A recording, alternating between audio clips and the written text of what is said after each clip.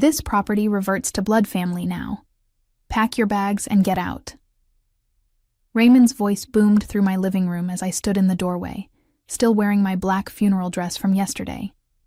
I watched in stunned silence as he directed his sons to carry out my grandmother's antique chair, the one Marcus had loved sitting in while reading his evening newspaper.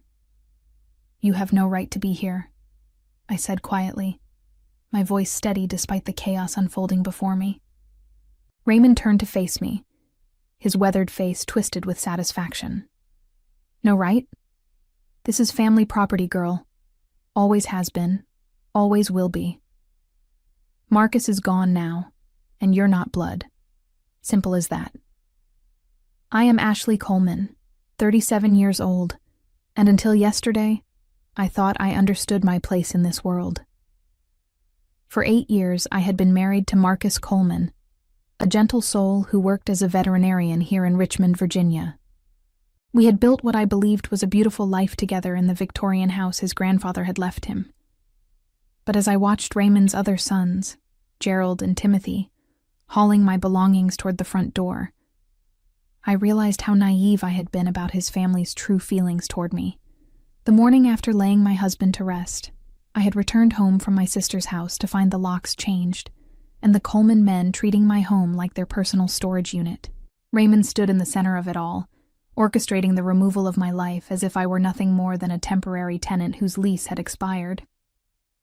"Marcus wouldn't want this," I whispered, my hands trembling as I watched them stack my wedding photos carelessly on the porch. "Marcus is dead," Raymond snapped, "and he was too soft-hearted when it came to you. We told him from the beginning you were only after the family money, but he wouldn't listen. Well, that charade is over now." The words hit me like physical blows. 8 years of family dinners where I was tolerated but never welcomed. 8 years of conversations that stopped when I entered rooms. 8 years of being treated like an outsider at my own husband's family gatherings. I had endured it all because Marcus asked me to, because he believed his family would eventually come around. Gerald appeared beside his father, breathing heavily from moving furniture. "Most of her stuff is out, Dad. What about the kitchen things?" "Take what's valuable. Leave the rest," Raymond replied without even glancing at me. "She can have until sunset to collect whatever junk we don't want." As I stood there watching them dismantle my life, something cold settled in my chest. They had underestimated me completely, just as they always had. But what they didn't know was that Marcus had never underestimated them at all. My relationship with the Coleman family had been strained from the very beginning. When Marcus first brought me home to meet his parents 8 years ago, the reception was Arctic at best. I was a nurse from a middle-class family, someone who had worked her way through school and earned everything I had. To Raymond and his wife Patricia, I was clearly beneath their veterinarian son, who came from 3 generations of property owners. "She's very practical," Patricia had said that first evening, her tone making it sound like a disease. I was helping clear the dinner dishes, while Marcus spoke with his father about expanding the veterinary practice. "I suppose that's important in your line of work." The subtle digs continued through our courtship and into our marriage. They never missed an opportunity to mention the daughters of their friends, girls who had gone to private colleges and came from established families. When Marcus and I announced our engagement, Raymond's first question wasn't about our happiness, but about the prenuptial agreement. "You understand, Ashley, that family property has been passed down through generations," he had said during what he called our pre-wedding discussion. "The house, the land, the practice, these things stay within the bloodline. Marcus is young and romantic, but business is business." Marcus had grown uncomfortable during that conversation, shifting in his chair beside me. "Dad, we don't need to discuss this now." "Actually, we do," Raymond continued. "Ashley seems like a sensible girl. I'm sure she understands the importance of preserving family legacy." I had nodded politely, not wanting to cause problems for Marcus, but inside I was seething. The way Raymond spoke about me as if I were a gold digger plotting to steal their precious legacy made my stomach turn. What they didn't realize was that I had never wanted their money or their property. I had fallen in love with Marcus because of his kindness, his dedication to healing animals, and his gentle spirit. But Marcus saw how his family treated me. He noticed the way conversations became stilted when I joined them, how holiday invitations came with subtle suggestions that I might prefer to work that day instead. He watched his mother rearrange seating at family dinners, so I was always placed at the far end of the table.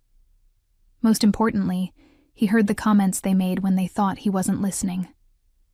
"Son, you could do so much better," Patricia had said one Sunday afternoon while I was in the kitchen. I heard every word through the thin walls. "That girl is nice enough, I suppose, but she's not our kind of people." Marcus had defended me that day, his voice firm. "Mother, Ashley is exactly my kind of people. She's caring, hardworking, and she makes me happy. That should be enough. Happiness is wonderful, dear, but compatibility matters too. Think about your children, your future. Don't you want someone who can truly be part of this family?" The conversation had ended there, but the damage was done. Marcus came into the kitchen afterward and wrapped his arms around me, apologizing for his mother's words, but I could see something shift in his eyes that day, a new understanding of just how unwelcome I would always be in his family circle. The moment that changed everything happened 3 months before Marcus died. We had attended his cousin's wedding, another Coleman family gathering where I played my usual role as the polite outsider. During the reception, I excused myself to use the restroom and returned to find the family huddled in deep conversation about estate planning. "When Marcus goes, the property comes back to the family, right?" Timothy was asking his father. "I mean, she's not actually entitled to anything long-term, is she?"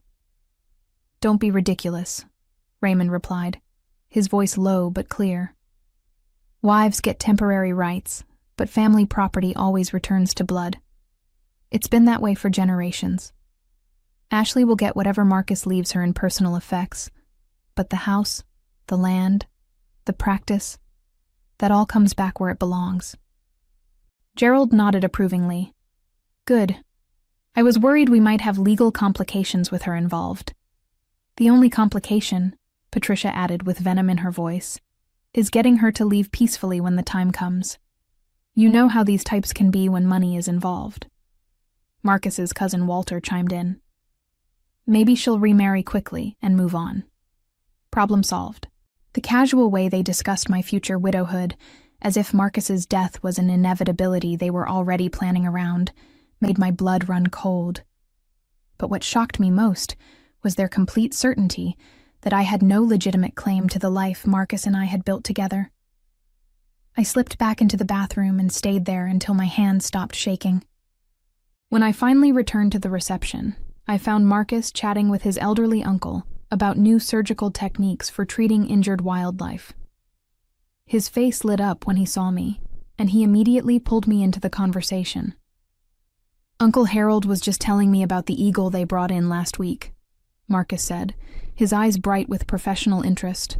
"Ashley, you remember that case where the patient came in with similar wing damage?" As I listened to them discuss the intricate details of wildlife rehabilitation, I realized how much Marcus's family misunderstood him. They saw only the successful veterinarian who would inherit family property. They completely missed the man who stayed up all night nursing injured animals back to health, who donated his services to the local wildlife rescue, who chose love over their narrow definition of social status. That night, as we drove home, I made a decision that would prove crucial in the months to come. "Marcus," I said carefully, "I overheard your family talking about estate plans tonight." He glanced at me, his expression immediately growing serious. "What did they say?"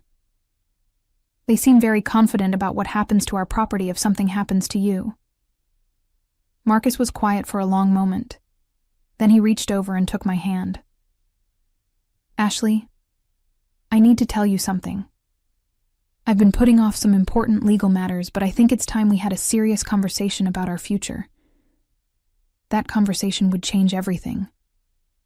The conversation that night revealed a side of Marcus I had never fully understood. As we sat in our kitchen, he poured himself a glass of wine and took a deep breath. "I've known for years how my family feels about you," he began, his voice heavy with sadness.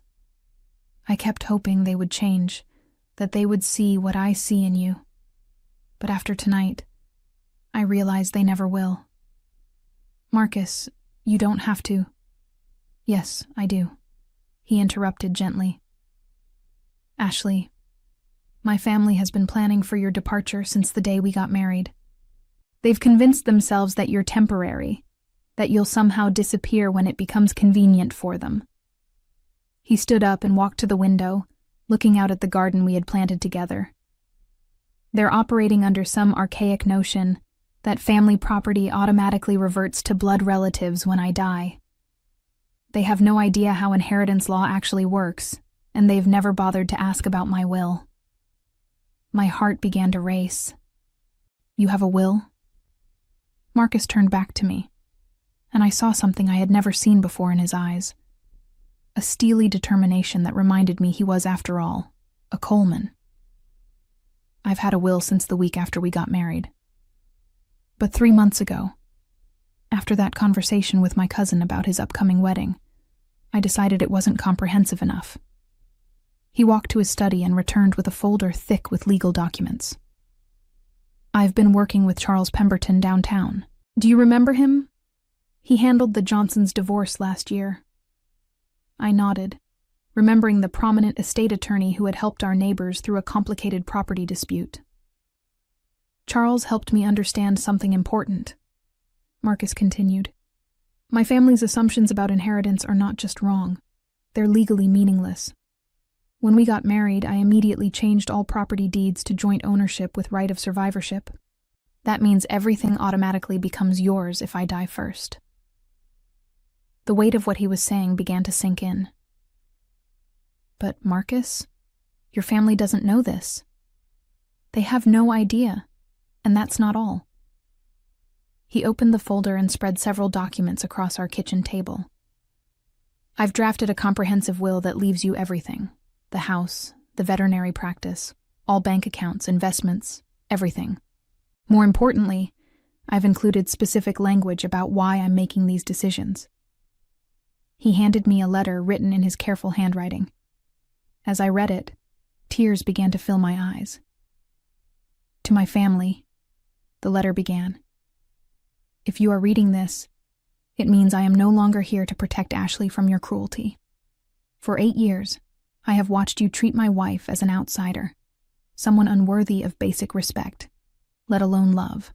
You have made it clear that you consider her temporary, a problem to be solved rather than a family member to be cherished." The letter continued for 2 full pages, detailing specific instances of their behavior, their assumptions about property rights, and their casual discussions of Ashley's future. Marcus had been paying attention to everything. "I had Charles witness it and notarize everything," Marcus explained. "I also had him create backup copies to be held at his office. If anything happens to me, he has instructions to contact you immediately." I looked up from the letter, overwhelmed by the thoroughness of his planning. "Marcus, this is incredible. But why didn't you tell me sooner?" His expression grew sad. "Because I hoped I would never need to use it. I kept thinking maybe I could bring them around. Maybe I could make them see how wrong they've been. But after listening to them plan your departure like you're some kind of squatter, I realized they'll never change. So what happens now?" Marcus reached across the table and took my hands. "Now we continue living our lives, loving each other, and building our future together. But if something happens to me, you'll be protected. They won't be able to intimidate you or steal what we've built together. But what about the veterinary practice? Your family will expect—" "The practice is mine, Ashley. I bought out my father's share 3 years ago with my own money. He likes to act like he still owns part of it, but legally it's entirely mine, and now it's entirely ours." 6 weeks later, Marcus was diagnosed with stage 4 pancreatic cancer. The diagnosis came after what he thought was just persistent indigestion from too many late-night emergency calls at the clinic. By the time we caught it, the disease had already spread throughout his abdomen. How long? I asked Dr. Williams, my voice barely a whisper. 6 months, maybe 8 if we're aggressive with treatment, she replied gently. I'm sorry, Ashley. I wish I had better news. Marcus took the news with characteristic calm, immediately shifting into planning mode. That evening, as we processed the devastating diagnosis, he called Charles Pemberton. Charles, it's Marcus Coleman. We need to expedite those estate documents we discussed. Yes, it's urgent. Over the next 2 weeks, while Marcus began chemotherapy, we spent our evenings updating and finalizing his will. Charles came to our house 3 times, bringing additional paperwork and ensuring every detail was properly documented. Marcus, I want to add one more provision, Charles suggested during his final visit. Given what you've told me about your family's behavior, I recommend including a no-contest clause. If anyone challenges this will, they forfeit any potential inheritance entirely. Do it, Marcus replied without hesitation. I want Ashley protected from any legal harassment after I'm gone. As Marcus's condition deteriorated, his family's behavior became even more telling. They visited frequently, but their conversations focused almost entirely on business matters and future plans for the property. I noticed them taking inventory of valuable items, discussing which furniture was original Coleman pieces, and making assumptions about what would happen after Marcus died. Ashley, dear, Patricia said one afternoon while Marcus was napping, have you given any thought to where you'll live afterward? This is my home, Patricia. I plan to stay here. She exchanged a look with Raymond. Well, of course, temporarily, but long-term, you'll want to find something more suitable for a single woman. This house is really too large for one person. Plus, the upkeep is expensive, Raymond added. Family property requires family resources to maintain properly. I bit my tongue, remembering Marcus's words about not revealing our legal preparations. But their presumption was infuriating. They were already mentally redistributing our life together, treating me like a temporary caretaker whose services would no longer be needed. The worst conversation happened 2 days before Marcus died. Gerald and Timothy came to visit, ostensibly to see their brother, but I overheard them in the hallway making plans. Dad wants to start moving some of the valuable pieces out before the funeral, Gerald whispered. He's worried Ashley might try to claim them. Smart thinking, Timothy replied. We should probably change the locks too, just to avoid any complications. What about the veterinary practice? Do we need to notify his patients about the transition? Dad's already contacted that new vet in Henrico. Dr. Peterson is interested in taking over the client list. I stood frozen outside Marcus's room, listening to them plan the dismantling of our life while my husband lay dying just feet away. They had no idea that every word they spoke was further validating Marcus's decision to protect me legally. That night, I told Marcus what I had overheard. He was weak from the pain medication, but his eyes still flashed with anger. They're already dividing up our life, he asked, his voice barely audible. I'm afraid so. Marcus closed his eyes for a moment, then looked at me with determination. Ashley, promise me something. When they come, and they will come, don't let them intimidate you. You have every legal right to everything we've built together. Charles has all the documents, and he knows exactly what to do. I promise, I whispered, holding his hand. And don't feel guilty about fighting them. They've made their choice about how to treat you. Now they'll live with the consequences. Marcus died on a Tuesday morning in October, surrounded by the golden light filtering through our bedroom windows. I held his hand as he took his final breath, whispering how much I loved him and how grateful I was for the life we had shared. The funeral was held 2 days later at St. Paul's Episcopal Church, where we had been married 8 years earlier. The Coleman family took over the arrangements, pushing me aside as they planned what they considered appropriate for their son. I let them handle the details, knowing that soon enough, their presumptions would catch up with them. Ashley, dear, you'll sit in the second row. Patricia informed me the morning of the service. Family sits in the front row. I nodded quietly, choosing not to point out that I was his wife, and therefore his closest family. Their behavior was providing me with even more evidence of their complete disregard for my place in Marcus's life. After the service, Raymond pulled me aside at the cemetery. We'll give you a few days to grieve, Ashley, but then we need to discuss practical matters. The house will need to be cleaned out, and we'll need time to prepare it for Gerald's family. Gerald's family? He's been wanting to move back to Richmond, Raymond explained matter-of-factly. The house is perfect for them, and it keeps the property and the family where it belongs. I stared at him, amazed by his audacity. Raymond, that house is my home. Was your home, he corrected. You were Marcus's wife, and we're grateful for the care you gave him. But now it's time for family property to return to family. I am family. Raymond's expression hardened. You're not blood, Ashley. There's a difference.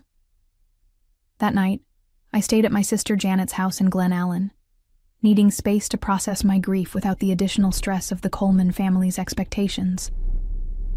Janet, who had never liked Marcus's family, was furious when I told her about their plans. They can't just kick you out of your own house, she exclaimed. You were married to Marcus for 8 years. They seem very confident about their legal position, I replied calmly. Well, they're wrong. You need to call a lawyer immediately. I smiled sadly at my sister's outrage. Actually, Janet, Marcus already took care of that. The next morning, I drove back to Richmond, planning to spend the day at the house gathering my thoughts and beginning to sort through Marcus's belongings. But as I turned onto our street, I saw Raymond's truck parked in our driveway alongside Gerald's van. I sat in my car for a moment, watching through the front windows as figures moved around inside my home. They weren't waiting for permission or discussion. They were simply taking what they believed was rightfully theirs. I pulled out my phone and dialed Charles Pemberton's office. Charles, it's Ashley Coleman. They're at the house now, moving things out. Are you there? I'm sitting in my car outside. They don't know I'm here yet. Perfect. Don't go inside alone. I'll be there in 20 minutes with copies of all the documents. Do you remember what Marcus told you to do? Let them dig their hole deeper, I replied, recalling Marcus's exact words. Exactly. The more presumptuous they are, the clearer it becomes that Marcus was right to protect you legally. As I waited for Charles to arrive, I watched Raymond direct his sons like he was overseeing a construction project. They were loading my grandmother's rocking chair into Gerald's van, the chair I had inherited from my mother's side of the family. That's when I knew the time for politeness was over. I got out of my car and walked toward the house, ready to face whatever came next. I stood in the doorway of my own home, watching Raymond orchestrate the removal of my life with military precision. Gerald was wrapping my grandmother's china in newspaper, while Timothy loaded Marcus's favorite reading chair onto their truck. You're back sooner than expected, Raymond said, when he noticed me, not even having the grace to look embarrassed about being caught looting my house. We thought you might want to stay away for a few more days while we handle the transition. The transition? I asked quietly. Getting the house ready for Gerald's family. Don't worry. We'll pack your personal items separately. You can pick them up once you've found somewhere else to live. I watched him for a moment, marveling at his absolute certainty. Raymond, I need to tell you something important. What's that, dear? You forgot one crucial thing. His expression shifted slightly. What do you mean? Before I could answer, Charles Pemberton's silver BMW pulled into the driveway. Raymond's face went pale as he recognized the prominent estate attorney stepping out of the car with a briefcase full of legal documents. Mr. Coleman, Charles called out as he approached the front door. I'm Charles Pemberton, Marcus's attorney. I believe we need to have a conversation. I don't understand, Raymond stammered. What's this about?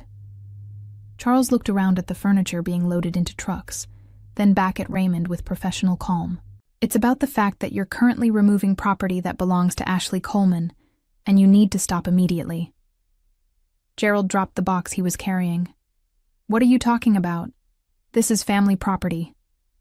Actually, Charles replied, opening his briefcase. Legally speaking, everything you've touched today belongs to Ashley. Marcus left a comprehensive will, and I have the documentation right here. Timothy stopped loading the truck. A will? But family property follows legal ownership, not assumptions, Charles interrupted. And Marcus made his wishes very clear. Charles spread the legal documents across our kitchen table while the Coleman men gathered around, their confident expressions rapidly changing to confusion and then anger. This will, dated 6 months ago and properly witnessed, leaves everything to Ashley Coleman, Charles explained methodically. The house, the veterinary practice, all bank accounts, investments, and personal property. Everything. Raymond's face turned red. That's impossible. Family property has been passed down for generations. You can't just give it away to outsiders. Mr. Coleman, your son owned this property outright. He could leave it to whomever he chose, and he chose his wife. But she's not blood family, Patricia protested. Charles pulled out another document. Actually, under Virginia law, spouses have automatic inheritance rights that supersede any family traditions.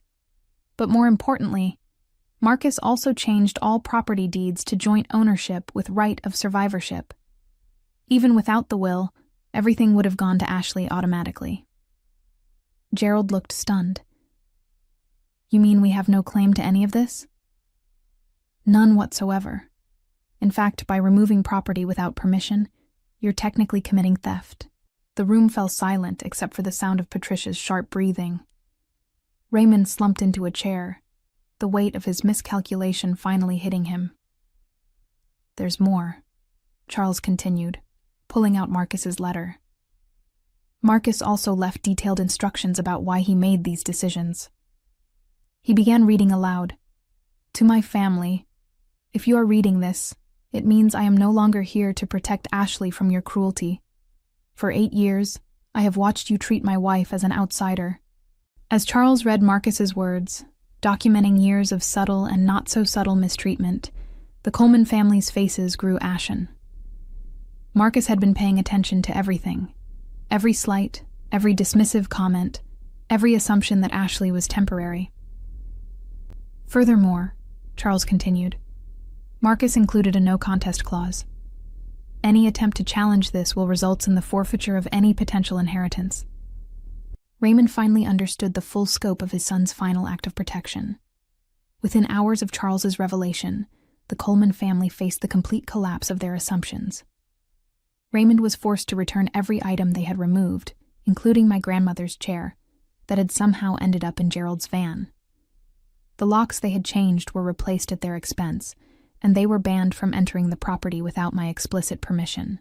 The veterinary practice that Raymond had already promised to Dr. Peterson remained mine to operate or sell as I chose. The family land they had considered their birthright was now permanently outside their control. Their casual planning sessions about my departure became evidence of their complete misunderstanding of both legal reality and Marcus's true feelings about them. Patricia's hopes of maintaining her social standing were shattered when word spread through their social circle about how they had tried to steal from their deceased son's widow. Gerald's plans to move his family into the family house evaporated, leaving him to explain to his wife and children why their promised new home was no longer available. Timothy's assumptions about inheriting part of the veterinary practice cost him the job he thought was guaranteed. Most devastatingly for Raymond, the respect he had commanded as the Coleman family patriarch disappeared overnight when people learned how thoroughly his own son had rejected his values and protected his wife from the family's cruelty. The man who had spent decades lecturing others about family loyalty discovered that his son's final act was one of complete rejection of everything Raymond represented. As I stood in my kitchen that evening, holding Marcus's letter and surrounded by the belongings his family had tried to steal, I realized that my husband's greatest gift wasn't the house or the money. It was the validation that our love had been real, that I had been worthy of protection, and that sometimes the quietest people fight the hardest battles for those they love. The revenge was complete, not because I had planned it, but because Marcus had seen his family's true nature years before I did, and had quietly, methodically, built walls around our love that they could never breach.